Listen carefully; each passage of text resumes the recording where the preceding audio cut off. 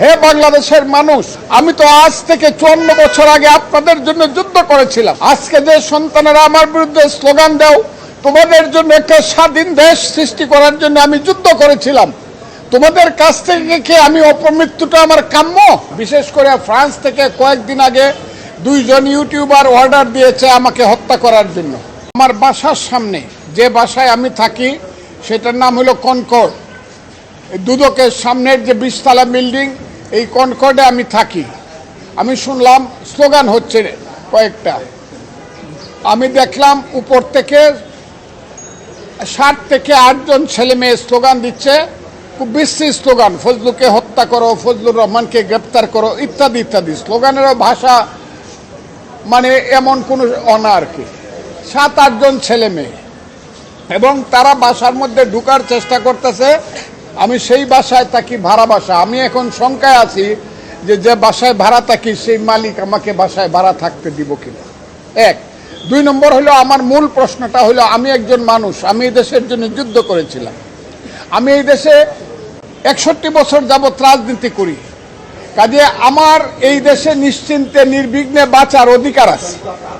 এটা আমার কনস্টিটিউশন এবং ফান্ডামেন্টাল রাইট। এই রাইট, এই অধিকারের উপরে আজকে আমি দেখছি বাধা পড়ছে, আমাকে হত্যা করতে চায়।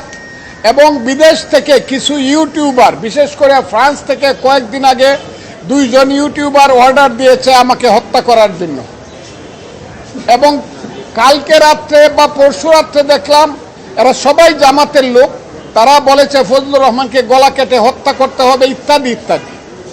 সেইগুলা তারা দূর থেকে বলছে, কিন্তু ছেলেরা একদম আমার বাসা পর্যন্ত গিয়ে যেভাবে স্লোগান দিচ্ছে, এতে করে আমি আশঙ্কা প্রকাশ করছি। শুধু আমার জীবনে আমি মৃত্যু ভয় পাই না, কিন্তু আমি মনে করি অপমৃত্যু তো আমার প্রাপ্য না। এই দেশটার জন্য আমি যুদ্ধ করেছি, কাজে আমার এই দেশে বাঁচার অধিকার আছে।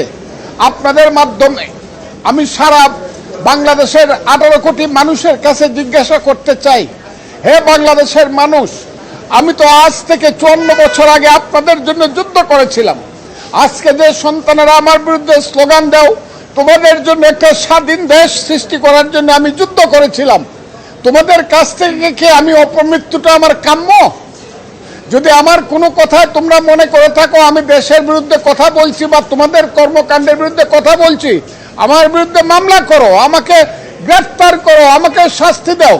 কিন্তু আমাকে হত্যা করার জন্য আমার বাসা পর্যন্ত মব সৃষ্টি করে গিয়া, যেটা গত 1 বছর যাবৎ বাংলাদেশের সবচেয়ে, এই পৃথিবীতে এবং বাংলাদেশের সবচেয়ে একটা কুখ্যাত নাম মব, সেই মব জাস্টিস আমার উপরে কি চলতে পারে কিনা এবং চলবে কিনা, আমি প্রথমে বাংলাদেশের মানুষের কাছে জিজ্ঞাসা করতে চাই।